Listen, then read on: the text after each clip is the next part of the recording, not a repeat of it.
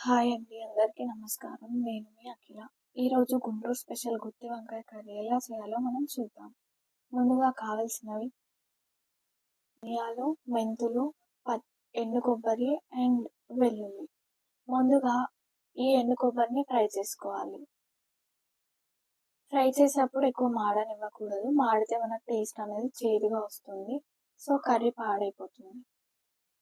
ఇవి లైట్గా ఫ్రై అయిన తర్వాత ధనియాలను కూడా వేసి లైట్గా ఫ్రై చేసేయండి. ఫ్రై చేసేటప్పుడు స్లో ఫ్లేమ్లో పెట్టండి. ఆ తర్వాత మెంతులను కూడా ఇదే విధంగా ఫ్రై చేసేయండి.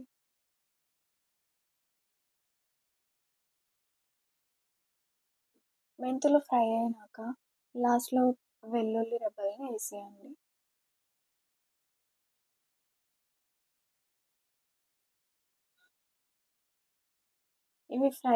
ఇవి కాస్త చల్లారినాక మిక్సీ పట్టేసుకోండి.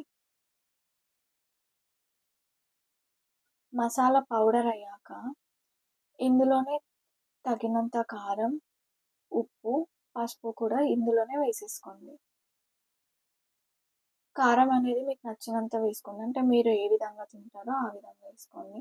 నెక్స్ట్ మనం ముందుగా కట్ చేసి పెట్టుకున్న గుత్తి వంకాయలలో ఈ మసాలా పెట్టేయండి. మసాలా నిండుగా పెట్టండి. అప్పుడే మనకి మసాలా అంతా వంకాయ పీల్చుకుంటుంది.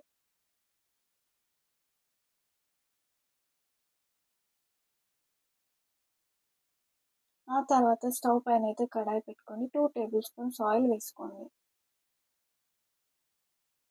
ఆయిల్ కొంచెం వేడెక్కినాక పోపు దినుసులను యాడ్ చేయండి. జీలకర్ర, ఆవాలు ఇవి కొంచెం ఫ్రై అయినాక కరివేపాకు కూడా వేసేసుకోండి.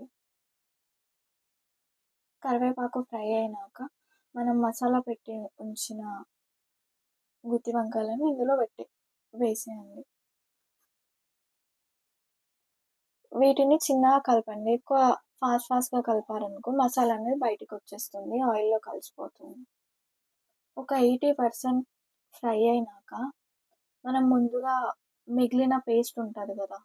మసాలా దాన్ని ఇందులో యాడ్ చేసేయండి.